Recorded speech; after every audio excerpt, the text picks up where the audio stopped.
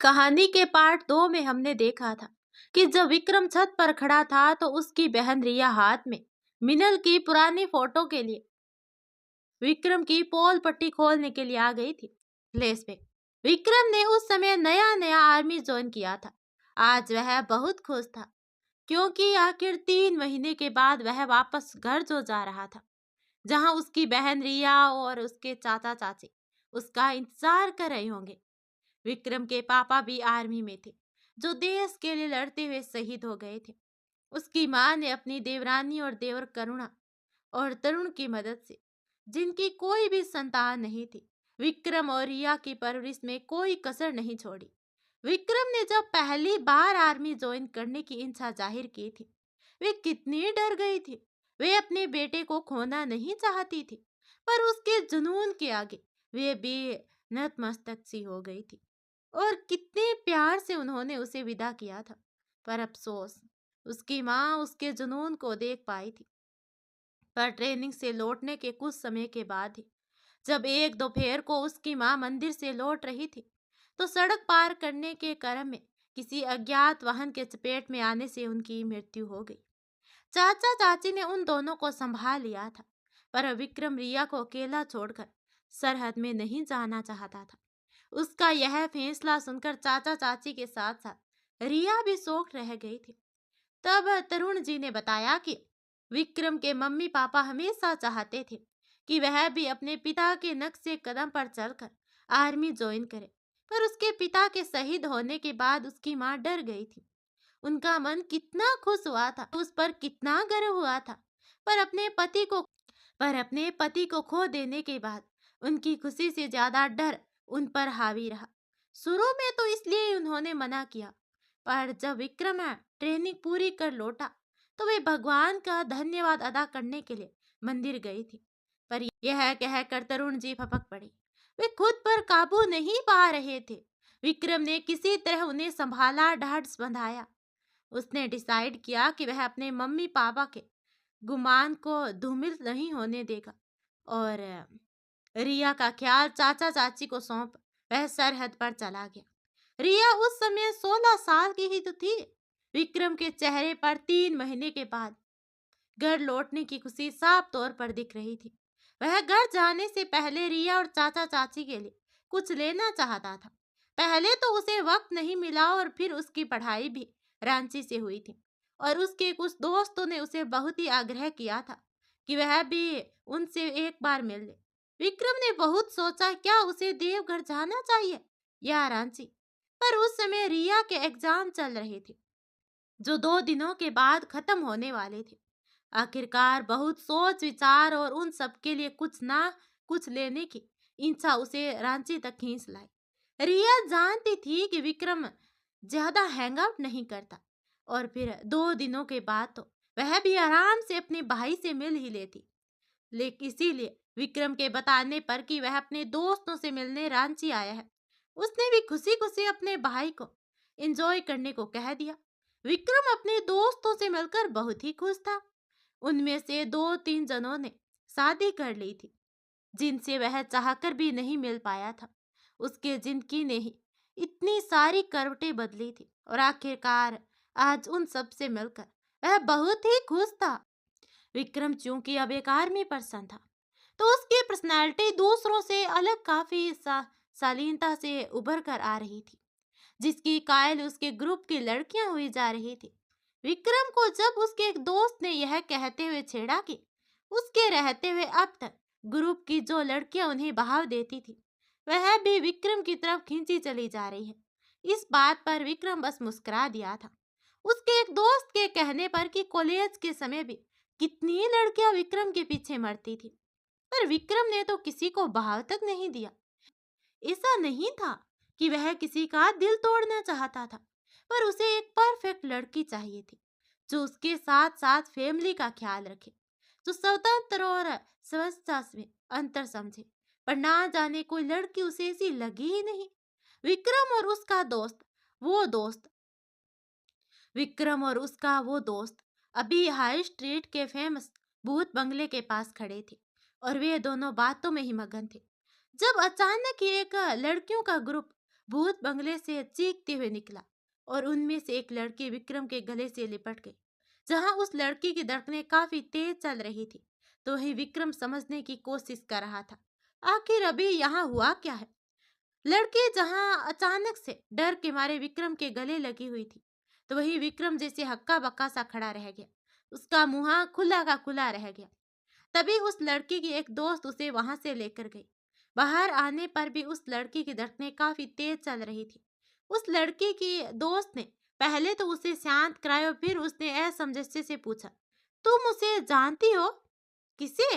लड़की अनजान बनते हुए बोली, अरे वही लड़का जिसके तुम अभी डर से गले लग गई थी, उसकी दोस्त ने कहा। तो उस लड़की ने हक्का बक्का होकर कहा, क्या? और वह लड़की आंखें भींचते हुए सोचने लगी, हे भगवान, इधर विक्रम अभी तक मॉल के बाहर खड़ा हक्का बक्का सा था कि तभी उसका दोस्त बोल पड़ा, क्या लड़की थी? हाँ, एकदम बवंडर। विक्रम विक्रम के मुंह से ये सब निकला तो उसका दोस्त एकटक उसे देखने लगा। उसके दोस्त ने पहली बार विक्रम के मुंह से किसी लड़की के बारे में ऐसा सुना था, और वो किसी अनजान लड़की के बारे में सुनकर वह शौक सा था। विक्रम को क्या विक्रम को कल रिया के पास पहुंचना था, और आज पहली बार किसी अनजान लड़की के बारे में सुनकर ना जाने क्यों उसे राहत सा महसूस हो रहा था। सुबह जब वह अपने दोस्त के फ्लैट में उठा तो उसका दोस्त बोल पड़ा, मिनल। यह सुनकर विक्रम एकटक उसे आश्चर्य से देखने लगा।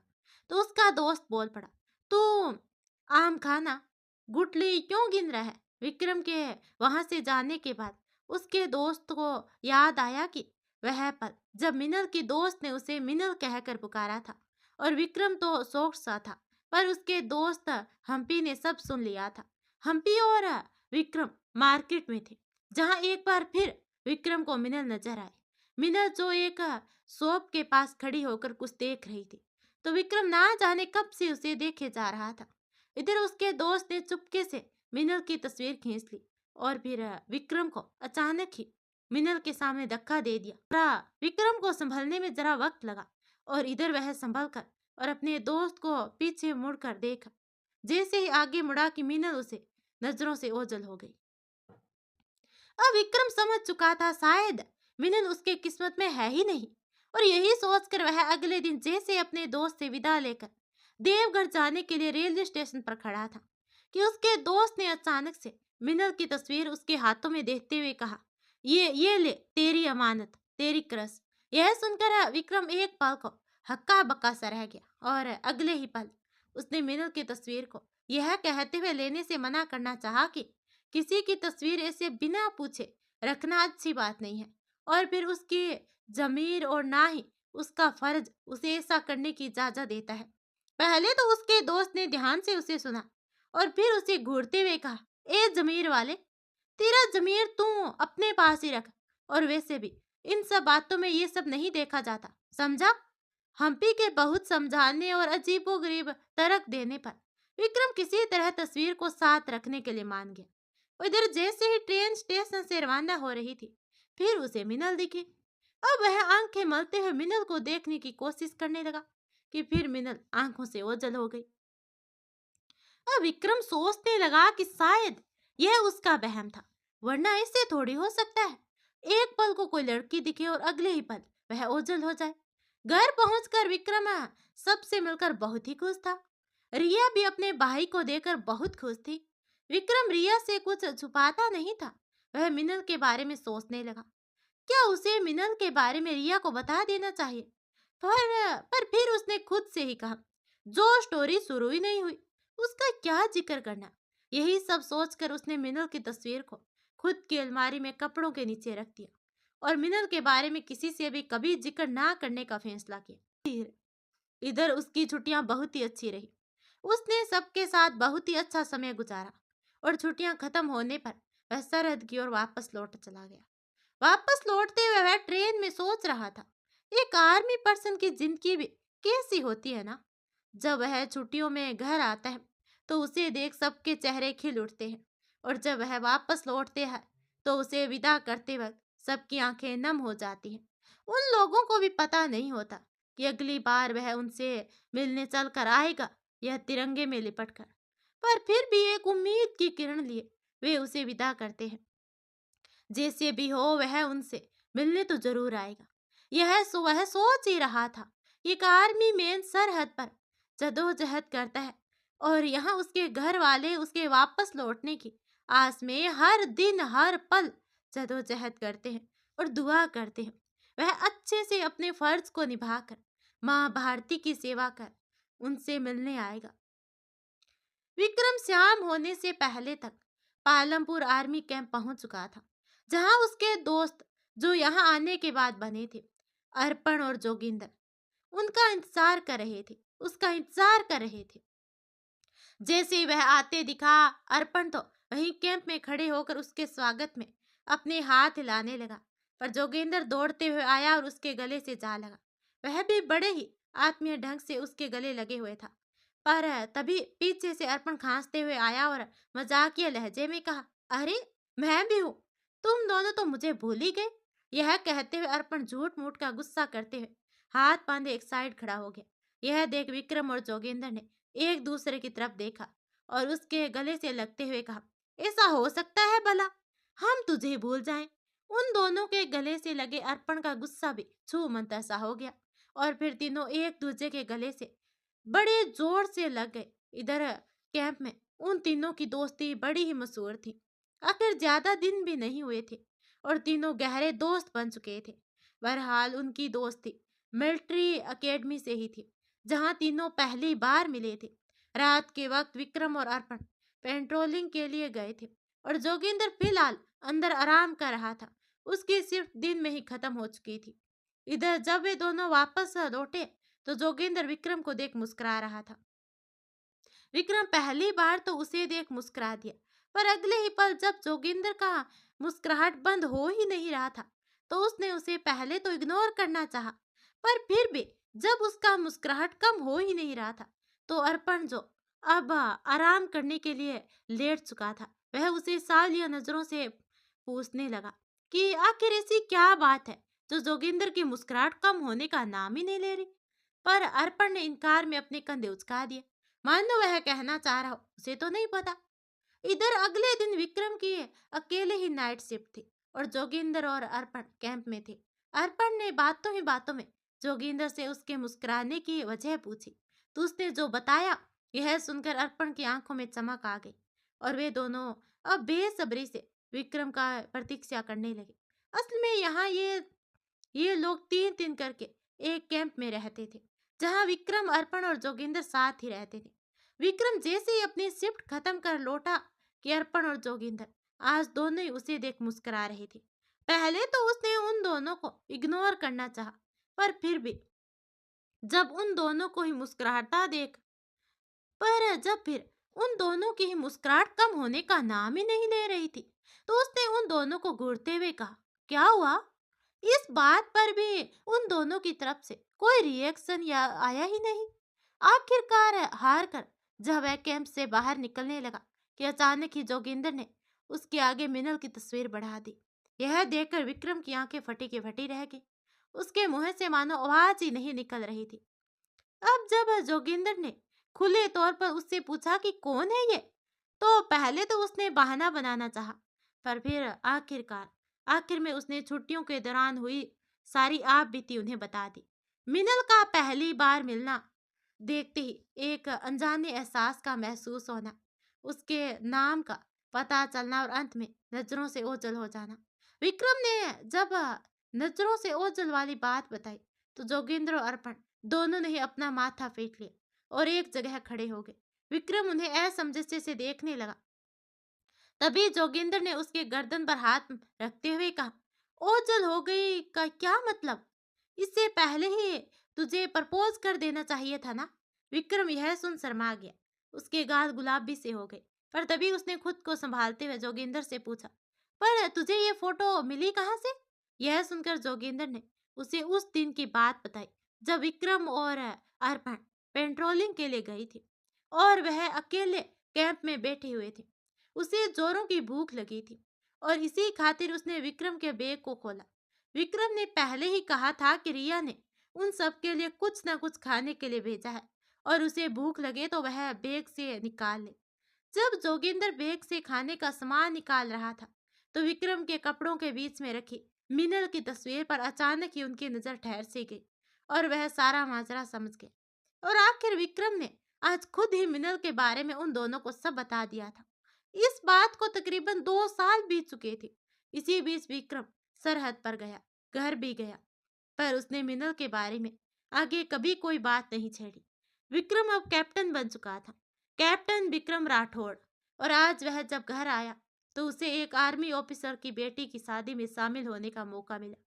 मेहंदी के दिन जैसे ही उसकी नजर दुल्हन पर गई, जो अपनी सहेलियों से गिरी हंसी जो अपनी सहेलियों से गिरी हंसती खिलखिलाती मेहंदी लगवाने में व्यस्त थी। उसके हाथ में पकड़ा कांच का गिलास उसके हाथों के साथ साथ उसके दिल को भी छलनी कर गया। विक्रम की नजर जैसे ही दुल्हन पर गई, उसका दिल धक सा रह गया और गिलास उसके हाथ के साथ साथ उसके दिल को भी लहूलुहान कर गया।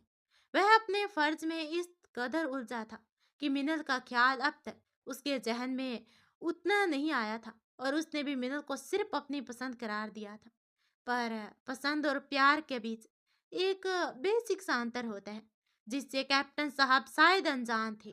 और वह यही कि पसंद तो कोई भी आ सकता है, पर फीलिंग किसी एक के लिए होती है, वो स्पेशल सी फीलिंग जो रह रह कर बेचैनी की वजह बनती है, तो भीड़ में भी तन्हाई का एहसास दिलाती है। कैप्टन विक्रम राठौड़ को भी इस वक्त मिनल को सामने देख वही बेचैनी और तन्हाई का एहसास हो रहा था। उसे ऐसा लग रहा था कि काश वक्त थोड़ी देर के लिए सही 2 साल पीछे चला जाए और वह मिनल को अपने दिल की बात बता पाता। यही सब सोचते सोचते वह मिनल को देखकर खुद में गुम हो चुका था कि तभी एक अन्य ऑफिसर ने उसके हाथ से रिस रिस कर बहते खून को देख लिया और उसने फौरन उससे पूछ लिया, आखिर ये हुआ कैसे, ये चोट कैसे लगी। विक्रम अब क्या जवाब दे। आखिरकार उसने बहाना बनाते हुए सिर्फ इतना ही कहा कि उसका ध्यान नहीं रहा। फिर वह जल्दबाजी करते हुए एक्सक्यूज मी कहते हुए वहां से चला गया। वह यहाँ से दूर जाने वह वहां से दूर जाना चाहता था। उड़ते उड़ते उसके कानों में यह बात भी पहुंच चुकी थी कि मिनल लव मैरिज कर रही है। वह वहां से दूर चला ही जाता, पर तभी मिनल, जो उस वक्त विराज से बात करने के लिए एक डेकोरेट पर्दे के पीछे खड़ी थी और हाथों में मेहंदी लगे होने के कारण उसे फोन पकड़ने में परेशानी हो रही थी, तो मिनल ने इशारों से उसे पास बुलाया। विक्रम मिनल के पास नहीं जाना चाहता था और आसपास और कोई था भी नहीं जिसे विक्रम खुद की जगह भेजता। और फिर ना चाहते हुए भी विक्रम मिनल के पास जाकर उसके फोन को उसके कान से सटाकर खड़ा हो गया। मिनल का मुंह दूसरी साइड था और विक्रम दूसरी तरफ। विक्रम नोटिस कर रहा था कि मिनल की वह खिलखिलाती मुस्कुराहट जो बातों के बीच बीच में मिनल के चेहरे पर आ रही थी, तो वही वह आज उस लाइट पिंक लहंगे में आसमान के चांद को कड़ी टक्कर दे रही थी। विक्रम का मिनल के इतने करीब रहना जैसे उसके दिल की धड़कनों को और बढ़ा रहा था और उसकी बेचैनी बढ़ती जा रही थी। उसके लिए वहां रुकना मुश्किल सा हो रहा था। जैसे मिनल की बात खत्म हुई, विक्रम 1 मिनट भी रुके बिना फौरन वहां से चला गया। यहाँ तक कि मिनल भी उसे चेहरे को नहीं देख पाई। विक्रम की छुट्टियां अभी बाकी थी। वह सोच रहा था, अच्छा है कि अर्पण और जोगिंदर यहाँ नहीं, वरना उसका तो पता नहीं, पर वे दोनों जरूर कुछ ना कुछ बक देते। मिनल के पिता अमरेंद्र जी रिटायर आर्मी ऑफिसर थे और उनकी काफी रिस्पेक्ट थी। विक्रम के पास ऐसा कोई बहाना नहीं था कि वह शादी को बीच में छोड़कर चला जाए। उसे ना चाहते हुए भी विदाई तक रुकना ही था। वह मन में सोचकर मिनल की विदाई तक रुका हुआ था। 2 दिन के बाद मिनल की शादी और विदाई होने वाली थी, पर तभी उसे कुछ आवाजें आई और जब वह बाहर आया और आसपास से जब पता चला कि मिनल का होने वाला दूल्हा शादी छोड़कर बीच रास्ते में मिनल से किए वादे को तोड़कर जा चुका है, तो ना जाने क्यों उसे दिल में एक दर्द सा महसूस हुआ। एक ऐसा दर्द जो इस वक्त मिनल महसूस कर रही थी, या उससे भी बड़ा दर्द। एक ऐसा दर्द जो अपने प्यार को दर्द में देकर खुद भी दर्द में था। चारों ओर मिनल और उसके फैमिली का मजाक सा बन चुका था। मिनल के कैरेक्टर पर उंगली तक उठाई जा रही थी और उस वक्त विक्रम ने वही किया जो उसे सही लगा। उसने सामने से अमरेंद्र जी से मिनल से शादी करने का प्रस्ताव रखा। एक पल को मिनल के पेरेंट्स और भाई विंध्य यह सुनकर सन से रह गए। आखिरकार उन्होंने मिनल को बड़े प्यार से पाला था और इससे ही विश्वास कर किसी के हाथों में भी मिनल का हाथ देना उन्हें उचित नहीं लग रहा था। पर तभी जनरल हरीश बख्शी, जो विक्रम के बहादुरी और उससे भली भांति परिचित थे और विक्रम के पिता के कभी सहयोगी भी रह चुके हैं और आगे चलकर कभी अमरेंद्र जी के रेजिमेंट में भी रह चुके हैं, आश्वासन देने पर अमरेंद्र जी मिनल की शादी विक्रम से करने के लिए तैयार हो गए। विक्रम वह दिन कैसे भूल सकता था जब शादी के जोड़े में सजी धजी मिनल मंडप में विक्रम के सामने आई और आखिर मेहंदी वी अक्षर से विराज नाम की भले ही लगी हो, पर 7 जन्मों के लिए मिनल और विक्रम एक दूसरे के हो गए। विक्रम बोलते बोलते एकदम से खामोश सा हो गया। रिया एकटक विक्रम को देखे जा रही थी। तभी विक्रम रिया की ओर पीट कर खड़ा हो गया और कहा, पता है रिया, मुझे लगता था कि मिनल मेरी किस्मत में नहीं, तभी तो मिलकर भी नहीं मिल रही। पर जब शादी के मंडप में पंडित जी ने मिनल का हाथ मेरे हाथ में रखा तो लगा लगा चाहत अगर शिद्दत से हो तो आपका प्यार आपको मिल ही जाता है।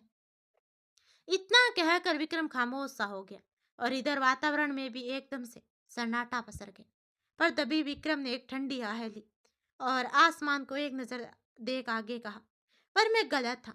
मिनल मेरी नहीं विराज की है, जिसके नाम की मेहंदी उसके हाथ में लगी और शायद जो नाम उसके दिल में भी छप चुका है। विराज जो मिनल का प्यार और मिनल की खुशी है। उसका इतना कहना था कि रिया बोल उठी, और आपकी खुशी भाई, उसका क्या? तो विक्रम कहता, मिनल की खुशी मेरी खुशी और क्या। विक्रम रिया से अपने सारे जज्बात कहे जा रहा था और रिया विक्रम की आंखों में न जाने क्या ढूंढे जा रही थी। पर इधर उन दोनों का ध्यान ही इस तरफ नहीं गया था कि मिनल ने उन दोनों की बातों को सुन लिया। असल में मिनल विक्रम से यह पूछने आई थी कि आखिर विक्रम विराज को जानता कैसे है। पर रिया और विक्रम को बात करते देख कुछ देर वहीं रुक गई थी। पूरी तो नहीं, पर उसने उन दोनों की बात सुन जरूर लिया था। वह दबे पांव छत से नीचे उतरी और कमरे में जाकर कमरे की सटकनी लगा दी। जितनी भी बातें सुनी थी उसे सुनकर उसकी धड़कनें तेज हो चुकी थी। वह आईने के पास जाकर खड़ी हो गई और याद आने लगा उसे वह पल जब विराज के जाने के बाद वह लगभग टूट सी चुकी थी और जमाने भर की दुहाई देकर आखिर उसके माँ ने उसे विक्रम से शादी करने की बात बोली थी। वह तो जैसे माँ से यह बात सुनकर सन ही रह गई थी। माना अभी तक पता नहीं विराज है कहाँ, और जब विराज ने खुद उसे प्यार और शादी के सपने दिखाए तो ऐसा क्या हुआ कि विराज खुद शादी से 2 दिन पहले ही गायब हो गया। पर ना तो वह अपनी माँ को कुछ समझा सकती थी और ना ही किसी और को। एक पल को तो लगा जैसे वह विराज का वेट करे, शायद वह शादी तक लौट आए। पर माँ और पापा से यह बात कैसे बोले? उसके पापा को तो वैसे भी विराज सही इंसान लग ही नहीं रहा था।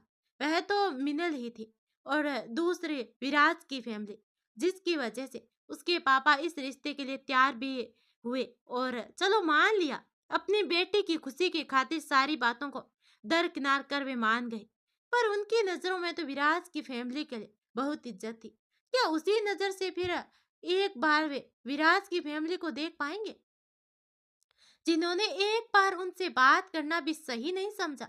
ऐसे ही अनगिनत सवाल उनके दिमाग में शादी के दिए थे। साथ ही उनकी नजरों में एक इंतजार भी था अपने विराज का। यही सब सोचते सोचते न जाने कब उसकी आंख लगी। उसे पता भी नहीं चला। उसकी नींद तो अपने फोन के रिंगटोन से टूटी जब उसने देखा कि विराज का कॉल आ रहा है। तभी सामने से आवाज है, तो तुमने क्या सोचा है? विराज पाठ लहजे में बोला।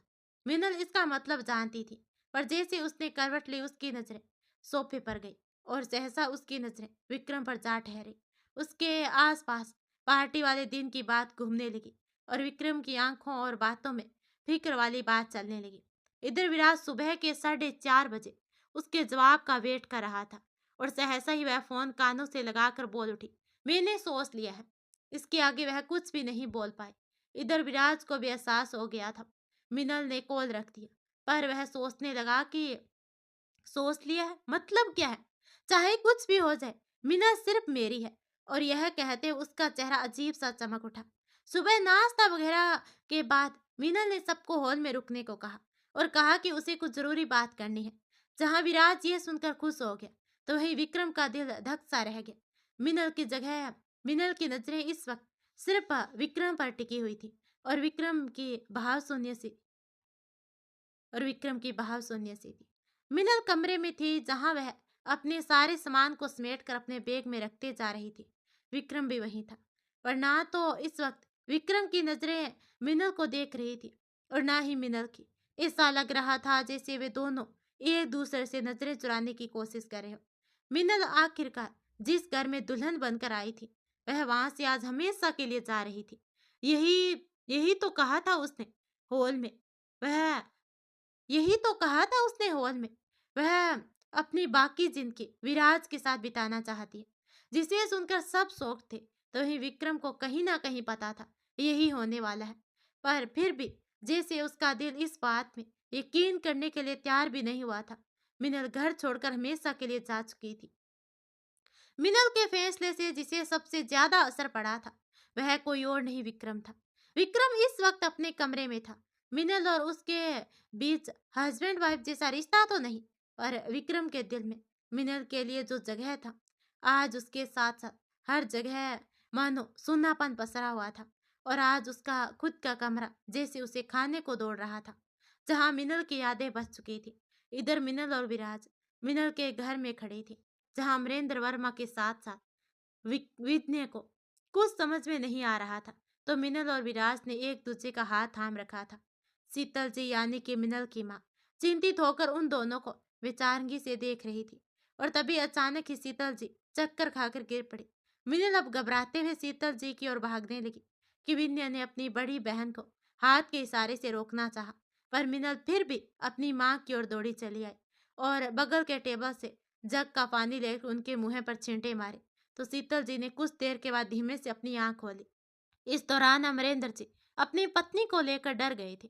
मिनल अपनी माँ के हाथ मिनल अपनी माँ के हाथ मालिश कर रही थी, तो विराज ने डॉक्टर को फोन कर दिया। और इधर विन ने अपनी माँ के बीपी की मशीन लेकर उनका बीपी चेक करने लगा। शीतल जी को लो ब्लड प्रेशर की प्रॉब्लम थी। इधर अमरेंद्र जी का फोन अचानक ही बज उठा। यह देखकर मिनल ने उनकी तरफ एक नजर देखा, तो उन्होंने मिनल को देखते हुए कॉल में कहा, अब अपना सिक्का ही खोटा निकलेगा। अब अपना सिक्का ही खोटा निकला तो क्या कहें, बस इतना ही कहेंगे। हो सके तो माफ कर दीजिए, लड़की वाले हैं, पर अपनी लड़की को ही ना संभाल पाए।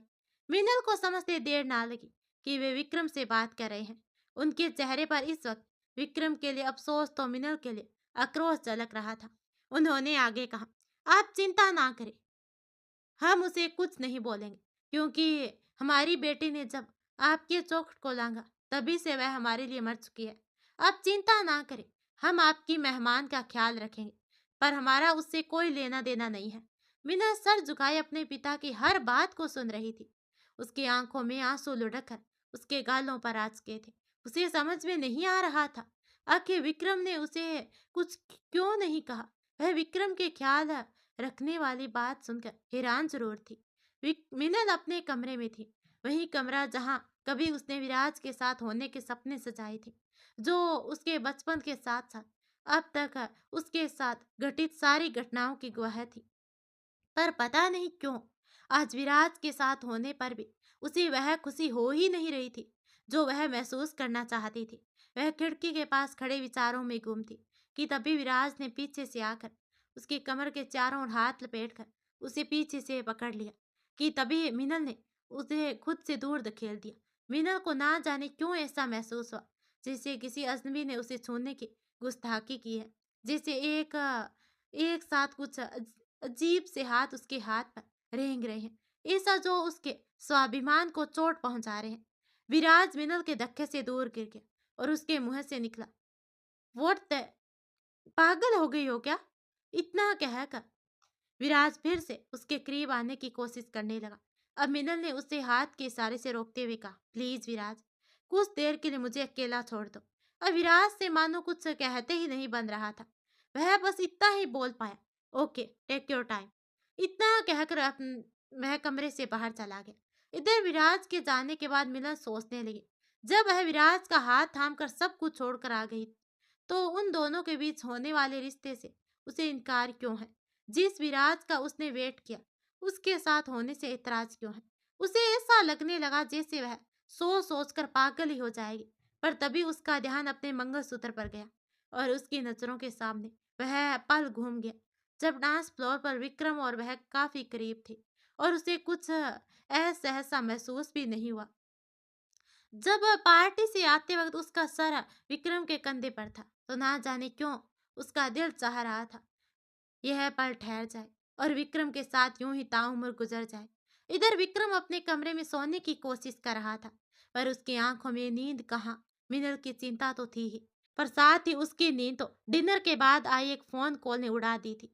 असल में विक्रम जब डिनर के बाद अपने कमरे में आया, तो एक नंबर से कई बार कॉल आए।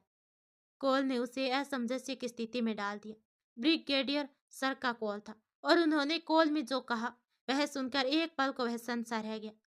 ब्रिगेडियर सर ने चिंतित होकर कहा, टाइट सिक्योरिटी के बावजूद ये बात लीक हो गई है कि आर्मी आतंकवादियों के खिलाफ एक ऑपरेशन करने जा रही है और साथ ही उसे आतंकवादियों से निपटने के लिए एक बहुत ही पुख्ता सबूत हाथ लगा है। विक्रम उनकी बातों को सुन तो जरूर रहा था, पर इस वक्त उसके दिमाग के साथ कुछ और भी चल रहा था। ब्रिगेडियर सर ने जोर देकर कहा, आखिर ऐसे कैसे लीक हो गई? अब विक्रम की एक हफ्ते की छुट्टी पूरी हो चुकी थी। ऐसा नहीं था कि आर्मी में उसे बार बार छुट्टी मिलती, पर विक्रम का लिंक इस ऑपरेशन से कुछ इस कदर था कि आगे कुछ भी करने से पहले उसका एक बार यहाँ होना जरूरी था, और फिर रामगढ़ में होने वाली मीटिंग में किसी का शामिल होना जरूरी था। इसकी जिम्मेदारी भी विक्रम को ही दी गई थी। झारखंड का शहर रांची, सुबह की पहली किरण पड़ चुकी थी और मिनल की नींद जैसे ही खुली, उसकी नजर अपने फोन पर गई, जहां एक मैसेज देकर मानो उसकी अलसाई हुई आंखें बड़ी हो गई। असल में विक्रम लद्दाख के लिए निकल चुका था और मिनल ने अपने दोस्त वेद को विक्रम के पीछे लगा दिया था, और विक्रम के जाने की बात वेद ने ही मिनल को मैसेज कर बताई थी। मिनल वैसे ही दौड़ते हुए नीचे आए तो उसे विराज सोफे पर सोते हुए दिख गया, और यह देखकर उसने चैन की सांस ली। अब वह उसे एक नजर देखे जैसे ही जाने के लिए मुड़ी कि विराज की आवाज उसके कानों से टकराए, गुड मॉर्निंग जान। जान, यह सुनकर मिनल उसे असमंजस्य से देखने लगी, तो विराज उठकर उसके कमरे के पास आ गया और उसने गर्दन पर अपने हाथ लपेटे हुए बोल उठा, अब जान हो तो जान ही कहूंगा ना। यह कहते हुए उसने मिनल को देख अपनी एक आंख मार दी रहा था। मिनल को काफी अजीब सा लग रहा था, पर वह फिक्की मुस्कुराहट मुस्कुराए जा रही थी। विराज भी अब अपने बालों पर हाथ फेरते हुए मुस्कुराने लगा, पर तभी मिनल की माँ शीतल जी पूजा की थाल लेकर पूजा रूम से बाहर निकली, और जैसे ही उनकी नजर मिनल पर पड़ी कि वे कुछ कहने उसके पास आने लगी, कि तभी टहलते हुए अमरेंद्र जी ने घर में प्रवेश किया और शीतल जी से पहले ही मिनल के पास जाकर उस पर बरसते हुए कहने लगे, हमारी नाक तो कटवा दी, अब क्या मोहल्ले में भी निकलने लायक नहीं छोड़ोगी? मिनल ही जानती थी इस वक्त उसके दिल पर यह सुनकर क्या बीती। अब तक भाई विंध्य भी अपने कमरे से बाहर आ चुका था। अविराज कुछ कहने के लिए आगे बढ़ा ही था कि अमरेंद्र जी बोल उठे, तुम्हें भी कुछ बोलना है? यह सुनकर विराज ने अमरेंद्र जी को घूर कर देखते हुए अपनी मुट्ठी बींच ली। तभी अमरेंद्र जी कहते हैं, दामाद जी ने कल काफी कुछ समझाया, तुझे माफ तो नहीं किया जा सकता, पर उनकी कुछ लगती हो और वे हमारे कुछ लगते हैं, इसीलिए चलो माफ कर देता हूँ। मिनल के साथ साथ बाकी सबको एक नजर देखते हुए बोले, आखिरी बार कह रहा हूँ, विक्रम के पास चली जाओ। तो मिनल अपने पापा से आंख मिलाते हुए कहने लगा, पापा मैं कहीं नहीं जाऊंगी। तो अमरेंद्र जी बोले, कहते हैं भैंस के आगे बीन बजाने से क्या फायदा, और तुम ये बात भली भांति साबित कर रही हो। एक गहरी सांस लेकर, ठीक है जो करना है करो, इस नजरों इस नजरों के सामने मत आना कभी। यह कहकर वे एक मिनट भी रुके बिना वहां से चले गए। अब सब जा चुके थे। विराज विभ्रेस होने का कहकर कमरे के अंदर चला गया। मिन्नल बस वहां पर खड़ी ठगी सी रह गई। अब यह जैसे आए दिन की बात होने लगी। मीनल और अमरेंद्र जी के बीच खाई जैसे कम होने का नाम नहीं ले रही थी। मिनल अब पूरी तरह से अकेली हो चुकी थी। विराज भी कभी कभी उसे छोड़कर चला जाता, कभी एक दिन तो कभी 2 दिन में वह वापस आता। मिनल उसे अक्सर पूछती कि वह इतने दिन कहाँ था और घर के बाकी सदस्य कहाँ हैं, पर विराज कोई ना कोई बहाना, जैसे थके होने का या मिनल को बहलाने की कोशिश करते हुए अक्सर टहलने की टालने की कोशिश करता। और इधर यहाँ आर्मी ऑफिसर्स को हालात में कोई सुधार नहीं दिख रहा था और पेट्रोलिंग टीम ने सरहद के आसपास 2 दिन पहले ही कोई संदिग्ध गतिविधि महसूस की थी। कैप्टन विक्रम राठौड़ दूरबीन से अपने टीम के साथ निरीक्षण कर रहे थे और इधर तभी मिनल विराज के पास खड़ी थी और आखिर विराज आज उसे बताने वाला था कि वह इतने दिन कहाँ था। मिनल की आंखें नम थी। विराज के साथ इतना सब हो गया जैसे उसे अपने कानों पर मानो भरोसा ही नहीं रहा हो। विराज सब कुछ मिनल को बताकर कमरे से बाहर जा चुका था और मिनल धम से बैठकर यही सोच रही थी कि विराज के साथ इतना कुछ हो गया और मुझे कभी पता ही नहीं चला। इधर लद्दाख में कैप्टन विक्रम राठौड़ के साथ साथ बाकी आर्मी ऑफिसर भी उस दर्दनाक मंजर को देखकर इमोशनल हो चुके थे। कैप्टन राठौड़ के साथ साथ आर्मी के जवान बाकी आर्मी ऑफिसर्स को उस मलबे से सुरक्षित बाहर निकालने का प्रयास कर रहे थे, जो अभी थोड़ी देर पहले ही धमाके के मलबे में तब्दील हो चुके थे। क्योंकि यह एक माइनर धमाका था, इसलिए किसी को कोई हानि तो नहीं हुई, पर हाँ सबको समझ आ चुका था इस अटैक का मतलब था आतंकवादी उनके ऑपरेशन से बुखलाए हुए हैं और यह एक प्रकार से उन सबके लिए चेतावनी था। और इधर मिनल को सोचते सोचते दिन से रात हो गई। वह आज विराज का बेसब्री से इंतजार कर रही थी। सुबह विराज ने जो बताया वह सुनकर वह डिस्टर्ब थी और वह जानती थी कि जब वह सुनकर इतनी डिस्टर्ब है तो विराज पर क्या बीती जिसने यह सब झेला। रात के एग्जैक्ट 11 बज रहे थे। विराज का इंतजार करते करते मीनू को काफी देर हो गई और तभी वह कुछ देर पहले विराज के साथ हुए बातों को याद करने लगी। आखिर विराज मिनल से शादी करने क्यों नहीं आ पाया, और हाँ, अब विक्रम का क्या होगा, क्योंकि मिनल तो उसको छोड़कर विराज के पास आ गई। इसे मिनल ने अपने दोस्त वेद को विक्रम के पीछे क्यों छोड़ रखा था, जिसने सुबह ही बताया था कि विक्रम लद्दाख के लिए निकल गया है। कहानी ये जानने के लिए कहानी का अगला पार्ट जरूर देखना और हाँ, चैनल को सब्सक्राइब कर देना और वीडियो को लाइक भी कर देना। धन्यवाद।